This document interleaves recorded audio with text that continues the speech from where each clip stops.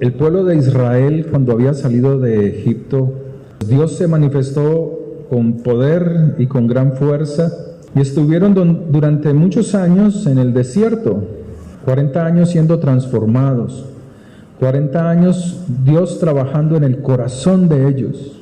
Dice que la primera generación no pasó el desierto, sino que por la dureza de su corazón murió en el desierto. Pero ahora los hijos de ellos caminarían a través de la guianza de Moisés, lleno del Espíritu de Dios. Esta nueva generación no vio las grandes proezas que Dios había hecho en Egipto, no la vio. Así como nosotros no hemos visto las proezas que Dios hizo con ellos, pero nos queda a nosotros, así como a ellos, los testimonios de los grandes acontecimientos que sucedieron. Estando ya al otro lado del Jordán, Moisés comenzó a traer un recuento de las grandes cosas que Israel había vivido en el desierto, las cuales Moisés le contaba a esta nueva generación. Dice la Escritura que por un enojo de Moisés le fue prohibido entrar a la tierra prometida, pasar al otro lado del Jordán. Pero antes de que este pueblo pasara al otro lado del Jordán, dice la Escritura que hubo uno de los últimos conflictos antes de cruzar el Jordán. Y fue cuando el pueblo de Israel derrotó al rey Og, que está en el capítulo 3. Y fue tan grande la victoria que Moisés se emocionó, Moisés se llenó de mucho gozo, de mucha alegría, de mucho agradecimiento. Si uno entiende algo de Moisés, es que él amaba con todo su corazón al Señor. Él tenía una disposición firme para amar al Señor, fuese en las dificultades o fuese en los buenos momentos. Y motivado por este acontecimiento, por este último acontecimiento, se acerca Moisés a clamar, a orar a Dios, a pedirle que le permitiera cruzar al otro lado. Permíteme, te suplico, cruzar y ver la buena tierra que está al otro lado del Jordán, aquella buena región montañosa y el Líbano. Pero dice la Escritura que Dios ya había determinado que Moisés no entrara a la tierra prometida.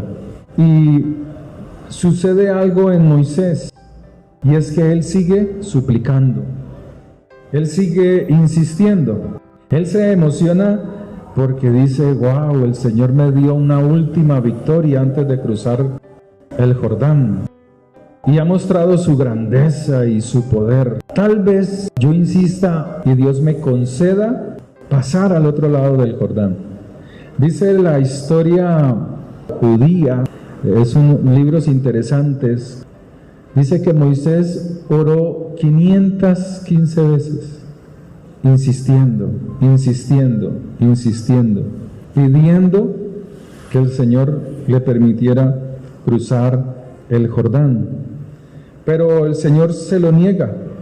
Y de esa misma manera que él está orando y clamando y pidiendo a Dios que le permita cruzar el Jordán, asimismo el Señor, nuestro Mesías, él insistió en que no tuviese que pasar en el huerto de Getsemaní por ese trago amargo que era la muerte, que era ser entregado a personas injustas y tratarlo a él peor que a un perro, humillarlo, escupirlo, golpearlo, abofetearlo. Y el Señor no le permitió, no le concedió esa petición, mas sí lo fortaleció, mas sí lo ayudó para que continuara su camino para la redención del hombre. Y asimismo, el Señor le dice a Moisés, verso 26, pero el Señor se había enojado contra mí a causa de vosotros, por lo cual no me escuchó y me dijo el Señor, bástate, es la traducción correcta, bástate, esto que te voy a mostrar. Y el Señor le permite ver de lejos, confórmate con esto, yo te fortalezco en esto que tú estás viendo, porque tú entiendes el santuario, porque tú entiendes todas las cosas que están dentro de ellas, porque tú tienes la visión más allá de lo que este pueblo puede ver. Si el Señor hubiese contestado a esa oración y le deja entrar, que es lo que el Señor le está diciendo, si te oigo una oración más y te dejo entrar, pues sé que tú me amas, sé que tu amor por mí es grande, pero si lo permito, dañarás el propósito de la redención. Y a veces nuestras oraciones son así, insistiendo en algo, y se están dañando el propósito de Dios, no solamente contigo, sino con las demás personas. Hay que entender que Moisés tenía el diseño del templo de Dios y que habían cosas que cumplirían la palabra solamente cuando estuviesen en la tierra de Canaán. Había instrucciones en las cuales solo estando allá las podían cumplir. Ellos transitaron por el desierto, dice la palabra de Dios, pero no tenían tierra propia. No podían traer los frutos de la tierra porque todo el espacio que habían caminado no les pertenecía. Pero dice la Escritura que cuando ellos estuviesen allí, el Señor a ellos les había declarado leyes y mandamientos para que al estar en la tierra que Dios les había prometido, pudiesen cumplir la palabra, pudiesen cumplir la ley de Dios. Hay oraciones que, como decía, tú quieres que Dios te responda, y si te las contesta, tú te sales del propósito de Dios. Por eso en Juan capítulo 16, verso 13, pero cuando venga el Espíritu de verdad, Él os guiará a toda la verdad, porque no hablará por su propia cuenta, sino que hablará todo lo que oyere, y os hará saber las cosas que habrán de venir. O sea que hay oraciones que tú haces y no están guiadas ni por la palabra de Dios, ni por el Espíritu de Dios. Solamente motivado por sus emociones egoístas, llenos de odios, llenos de rencores. Y hay oraciones que son así, nos alejan del propósito que Dios tiene.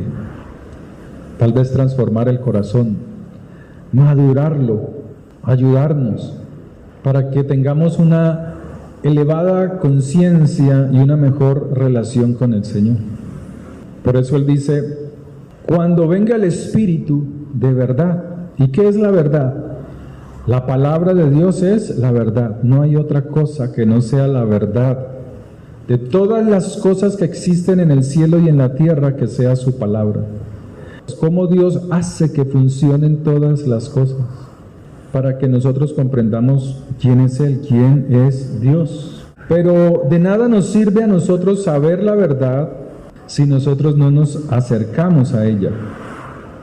Decía Moisés en el capítulo 4 a este pueblo, le decía lo siguiente: ahora pues, oh Israel, oye los estatutos y decretos que yo os enseño. ¿Qué cosas enseña usted a sus hijos, a su familia? ¿Será que están amañadas sus enseñanzas?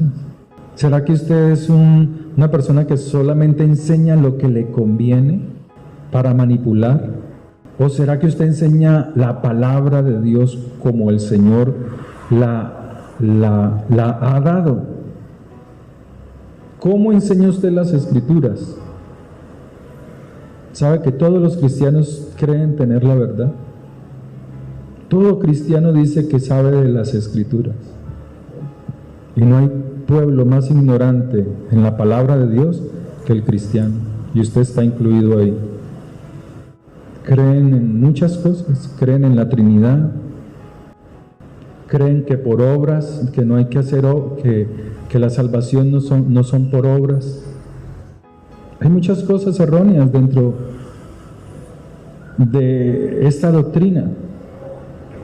Y el Señor nos dice a través de su palabra: vean la Escritura, vean, observen la palabra. Y eso es lo que Moisés le dice al pueblo: oye los estatutos, oye los estatutos y los decretos que yo os enseño para que los ejecutéis, o sea, para que hagáis las obras, las acciones correspondientes. Razón tenía el Señor cuando decía: no penséis que yo he venido a abrogar la ley y los profetas. Yo no he venido para quitar la ley, para abrogar la ley y los profetas, sino para cumplir la ley. Yo he venido a cumplir la ley de Dios, sino para cumplirla. Yo les he venido a mostrar a ustedes la correcta interpretación de las Escrituras. ¿Se acuerdan que el Señor dice: no tomarás la mujer de tu prójimo? Pero cuando el Señor nos dice que Él viene a mostrarnos la correcta interpretación, Él está diciendo que la intención de tomar lo ajeno no se da cuando está el hecho de hacer las cosas, cuando se roba, sino que todo ha nacido ¿de dónde? Del corazón. Cuando de su mente, de su corazón dañado, ya ha pensado hacerlo, ya se ha anticipado, ya ha planeado, ha maquinado cómo hacer el daño. Por eso el Señor les dice: yo no he venido a abrogar la ley y los profetas, no he venido para quitarla, sino para cumplirla. El Señor dice: teme a Dios y guarda sus mandamientos. Y esas son las enseñanzas que el Señor le da a Moisés. Verso 5: mirad, yo os he enseñado estatutos y decretos como Jehová mi Dios me mandó, para que hagáis así en medio de la tierra en la cual entráis para tomar posesión de ella. Ahora, volviendo al verso 1, dice que el obedecer la palabra de Dios produce gran bendición. Él dice: para que los ejecutéis y viváis y entréis y poseáis la tierra que el Señor, el Dios vuestro, os da. O sea, Dios quiere que su pueblo obedezca la palabra, se someta a las Escrituras y que sea un pueblo verdaderamente bendecido. No que hagamos como hacían los fariseos en el tiempo del Señor, que escogían o acomodaban la palabra de Dios de acuerdo a su pensamiento. ¿Qué cosas usted tiene que todavía no ha cambiado de su carácter, de su temperamento? Hermanos, a veces no nos damos cuenta de lo mal que hacemos. Hoy en día, les contaba yo hace 8 días de una familia que buscaron cómo quitarle la pensión al padre, hasta que lo mataron de inanición. Lo metieron en un ancianato por allá en la Buitrera, y el hombre falleció de inanición. Llamaron a los hijos y le dijeron: véngase porque está muy mal. Y claro, ellos felices lo sacaron de allá y lo tiraron a la EPS, y allá lo dejaron. Nadie fue a visitar. ¿Cuántas personas no son así siendo cristianas? ¿Cuántas mujeres no son así? ¿Cuántos hombres no son así? Que le roban la pensión al esposo, que le roban la pensión a la esposa. ¿Cuántos? No se la dejan disfrutar por nada. No le dan un peso. vaya, camine, y sin plata. ¿A ustedes les gusta caminar sin plata en la calle? ¿Cómo se sienten? Hermano, la palabra de Dios siempre será dura para el corazón duro, pero para el que obedece la palabra de Dios, ¿en qué se convierte? En un deleite. Es deleite para el alma, para el corazón, se vuelve como miel, porque es dulce al paladar, porque está viendo que lo que está diciendo son semejantes a sus hechos. ¿Amén? En el verso 26 del capítulo 3 dice: pero el Señor se enojó conmigo por causa de ustedes y no me escuchó. Y el Señor me dijo: bástate, no me hables más del asunto. Hay oraciones que usted le puede hacer al Señor, y como el Señor no le ha dado respuesta, usted puede estar culpando a otras personas de su condición, de su fracaso. Y puede estar diciéndole: Señor, mira, es que Él me hizo esto y esto. Moisés deseaba entrar en la tierra de Israel para guardar la Torá, o sea, estos mandamientos, cumpliendo todos sus mandamientos que solamente pueden ser cumplidos dentro de la nación de Israel, para que ellos los guardaran. Pero el deseo de Moisés era entrar a la tierra prometida y construir un templo y hacer todas las cosas que correspondían al Mesías. Por eso a Moisés se le conoce como un siervo humilde, sencillo, sufriente, empujando un pueblo para que buscara al Señor, puesto que Moisés perfectamente tipificaba la obra del Mesías. O sea, Moisés hacía la obra del Mesías, que era traer la palabra, traer la escritura, mostrarle la palabra con parábolas, pero en este caso eran imágenes y símbolos como los que estaban dentro del templo, ¿sí? Para direccionar al pueblo para que llegara a la tierra prometida. Pero verdaderamente Isaías 53, está tipificando la obra del Señor.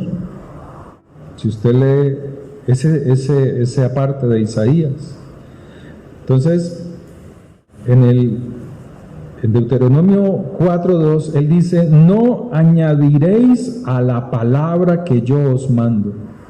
No añadiréis. O sea, ¿cómo es nuestra enseñanza? ¿Qué es lo que tú crees? Que hay agua del grifo de la cual se puede beber, y agua del inodoro que no se puede beber. Y así mismo son las intenciones del corazón. O sea, no por ser agua yo tengo que beber toda el agua que encuentro. No a todo lo que llaman amor, no todo es amor, pero lo han transformado como si fuera una verdad. O sea, lo están colocando como si fuera una verdad.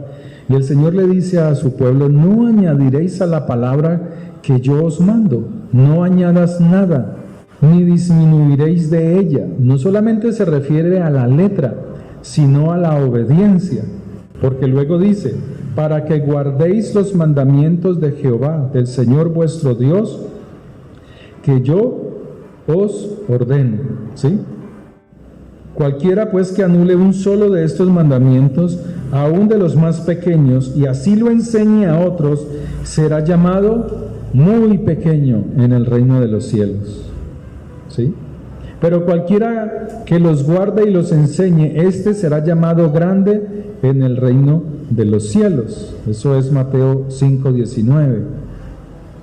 De aquí el Señor Jesucristo, Yeshua, le advierte que agregar a los mandamientos de la ley de Dios hacía que la palabra de Dios se convirtiera en algo irrelevante, sin importancia.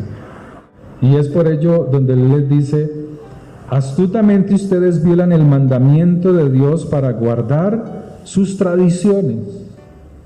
¿Qué tradiciones tiene usted?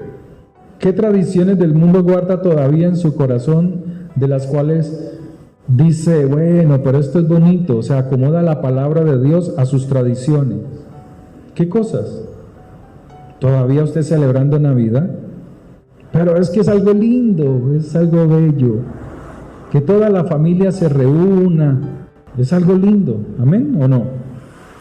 Todos con su cara de hipocresía, que yo no me hablo con ella, que yo no me hablo con esta, que pereza ver, que otra vez. ¿Así no son las familias? Todavía el pueblo de Dios sigue guardando tradiciones, no se quieren despegar de ellas. Y la comida que se hace, que aunque aparentemente es algo sano, esa preparación que usted hace, ¿sabe a quién se la está ofrendando? La está entregando a potestades satánicas, porque esa era la costumbre de los pueblos. Así es lo que el Señor le dice a Moisés: mira, yo os he enseñado estatutos y decretos como Jehová el Señor mi Dios me mandó, para que hagáis así en medio de la tierra en la cual entráis para tomar posesión de ella. Guárdalos y ponedlos por obra, porque esta es vuestra sabiduría y vuestra inteligencia ante los ojos del pueblo, los cuales oirán todos estos estatutos y dirán: ciertamente pueblo sabio y entendido, nación grande es esta. Porque ¿qué nación grande hay que tenga dioses tan cercanos a ellos como lo está Jehová, el Señor, el Dios Todopoderoso, Dios nuestro, en todo cuanto le pedimos? O sea que la obediencia trae respuesta de Dios. Pero a veces nuestras oraciones es ore y clame y pida y no vemos respuesta de ellas, porque nuestra vida no está alineada a la palabra de Dios, porque nuestras oraciones son acomodadas a nuestros pensamientos, a nuestros deseos oscuros. En Lucas 18 también les refirió Jesús una parábola sobre la necesidad de orar siempre. ¿Cómo lo hacía Moisés? Siempre.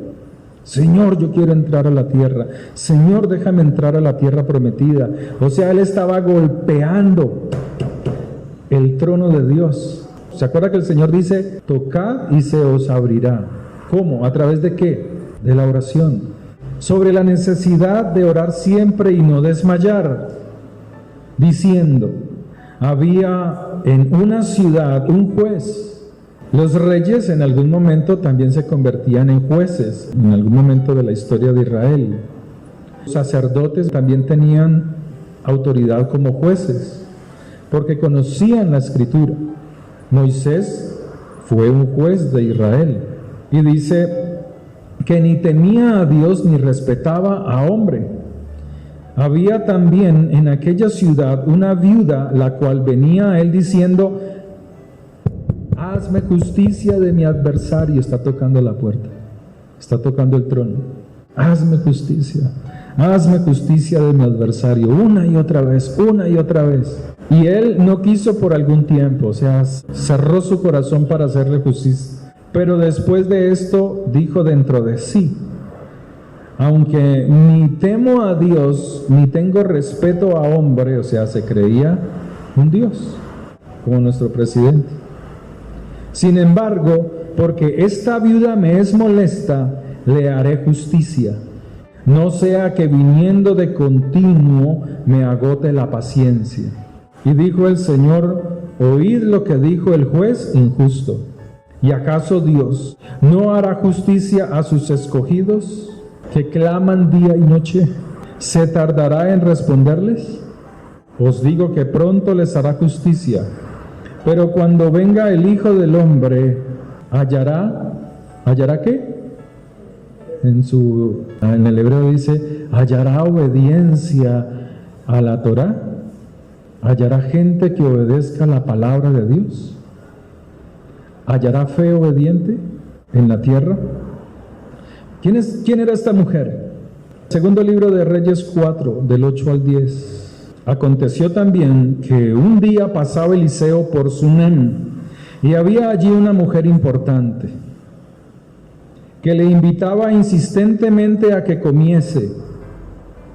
Y cuando él pasaba por allí, venía a la casa de ella a comer. Y ella dijo a su marido, a su esposo: he aquí ahora, yo entiendo que este que siempre pasa por nuestra casa es varón santo de Dios. ¿Pero por qué? ¿Quién es santo? ¿Aquel que hace milagros o aquel que guarda la palabra? Santo es aquel que obedece la palabra, no cristiano milagrero. Eso no. No es cualquier cristiano que anda rezando y orando y que hace milagros y no se somete a la palabra. Esos no son santos. Yo te ruego que hagamos un pequeño aposento de paredes y pongamos allí cama, mesa, silla y candelero, para que cuando él viniere a nosotros se quede en él. O sea, ¿se acuerda que la palabra de Dios dice que aquel que recibe a un profeta, recompensa de profeta tendrá? Segundo de Reyes capítulo 8. Habló Eliseo a aquella mujer a cuyo hijo él había hecho vivir: vete tú y toda tu casa a vivir donde puedas, porque el Señor ha llamado el hambre, la cual vendrá sobre la tierra por 7 años. Entonces la mujer se levantó e hizo como el varón de Dios le dijo, y se fue ella con su familia y vivió en tierra de los filisteos 7 años.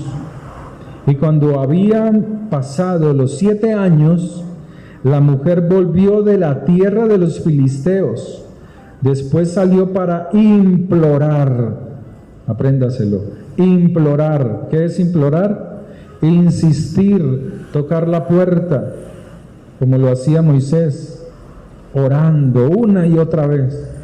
Implorar al rey por su casa y por sus tierras. Y había el rey hablado con Giesi, criado del varón de Dios, diciéndole: te ruego que me cuentes todas las maravillas que ha hecho Eliseo. Es bueno oír las maravillas de Dios, pero también obedecerle. Y mientras él estaba contando al rey cómo había hecho vivir a un muerto, he aquí que la mujer a cuyo hijo él había hecho vivir, vino para implorar al rey por su casa y por sus tierras. Entonces dijo Giesi: Señor rey, señor mío, esta es la mujer, y este es su hijo, al cual Eliseo hizo vivir. Y preguntando el rey a la mujer, ella se lo contó. Entonces el rey ordenó a un oficial, al cual dijo: hazle devolver todas las cosas que eran suyas y todos los frutos de sus tierras, desde el día que dejó el país hasta ahora. ¿Acaso esto no se parece a la parábola que el Señor dijo de una viuda que fue donde un juez para que le hiciera justicia? ¿Acaso no es esto? Su oración fue contestada, pero era una mujer que amaba al Señor. Era una mujer que mostraba su amor para con el trabajo de Eliseo, que era empujar al pueblo en medio de un sistema difícil, empujar al pueblo a buscar al Señor. Esta mujer honraba al Señor a través de Eliseo, honraba la obra de Dios a través del profeta Eliseo. ¿Cómo usted honra la obra de Dios? ¿Cómo la honra? Más bien, ¿cómo la deshonra? Deuteronomio 14, verso 22. Indefectiblemente, sin equivocarte, diezmarás. Ay, pastor, eso es del Antiguo Testamento. ¿Y qué dijo el Señor? Yo no he venido a abrogar la ley y los profetas. Ustedes están añadiendo cosas que yo no he dicho. Por tanto, serás llamado pequeño en el reino de los cielos. Todo el producto del grano que rindiere tu campo para cada año. Esto era lo que quería hacer Moisés. Construir el templo, habiendo pasado la tierra, entrado a la tierra prometida, y comenzar a cumplir las escrituras. Pero no le correspondía a Moisés hacerlo, porque si lo hacía Moisés, se perdería toda la obra expiatoria que Dios tenía para la humanidad. Y comerás delante de Jehová tu Dios en el lugar que Él escogiere para poner allí su nombre. ¿Por qué? Porque cuando el pueblo de Dios entró a la tierra de Canaán, el primer lugar que Dios estableció como lugar de adoración, de donde el pueblo se reunía para adorarlo, ¿era cuál? Hubo muchos. Dentro de ellos estaba Betel. Hubo muchos. ¿Por qué muchos? Porque todavía no habían llegado a Jerusalén, no la habían conquistado. Y cuando llegaron a Jerusalén por el rey David, allí se estableció que todos tenían que ir allá y llevar el fruto de su tierra. Pero mira lo que dice, mira los secretos de la Torá, de la palabra de Dios. Secretos que los cristianos no quieren entender. Secretos que están en las escrituras, a la luz de todos, pero sus corazones, como son cerrados, sus oídos cerrados, sus ojos son ciegos, no pueden ver más allá de lo que Dios quiere hacer. Entonces Él dice: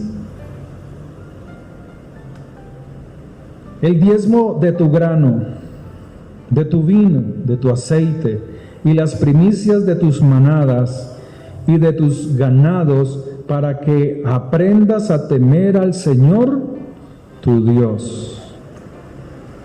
¿Tú sabes lo que está diciendo allí? Está diciendo que el que lo hace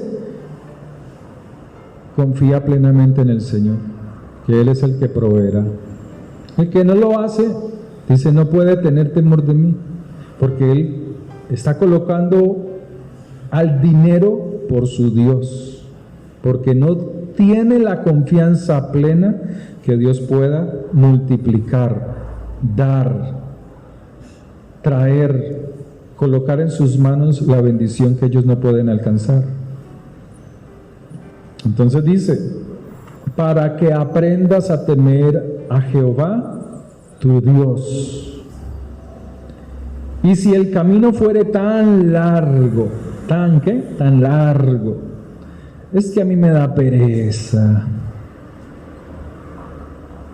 que no puedas llevarlo por estar lejos de ti, el lugar que Jehová tu Dios hubiere escogido para poner en él su nombre, cuando Jehová tu Dios te bendijere. O sea que cuando el nombre de Dios está en ese lugar hay mucha bendición, bendición de todas las cosas. Entonces lo venderás y guardarás el dinero en tu mano y vendrás al lugar que Jehová tu Dios escogiere. ¿Sí lo entendió? ¿Lo entendieron?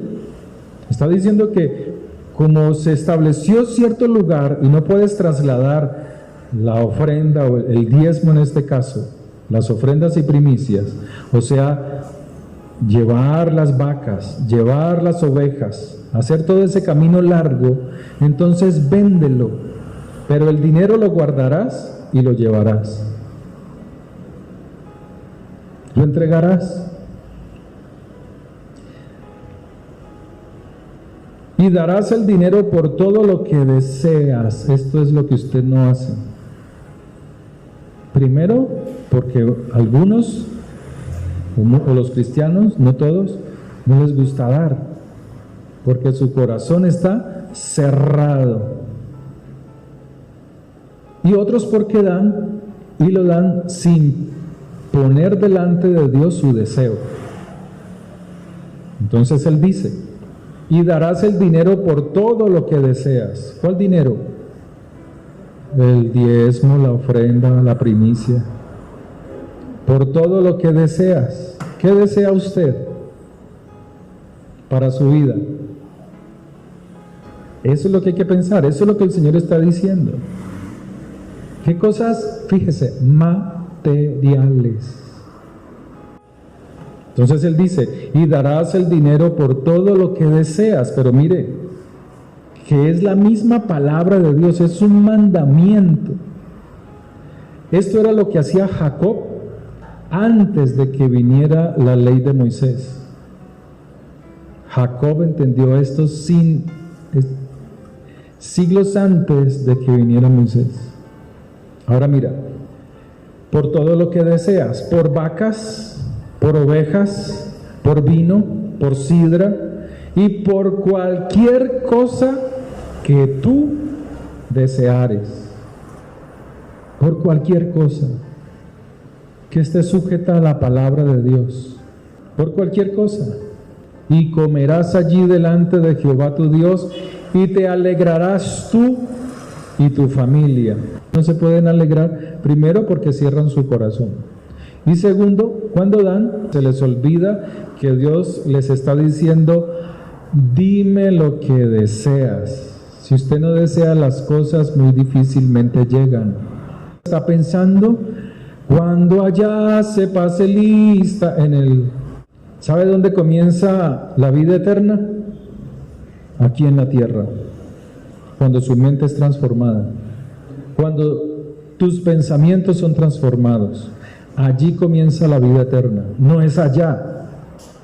Allá es el lugar de llegada, pero la vida eterna comienza aquí, porque es aquí donde el Señor, a través de su sangre nos da vida, para que disfrutemos de esta vida mientras somos trasladados a lo verdadero.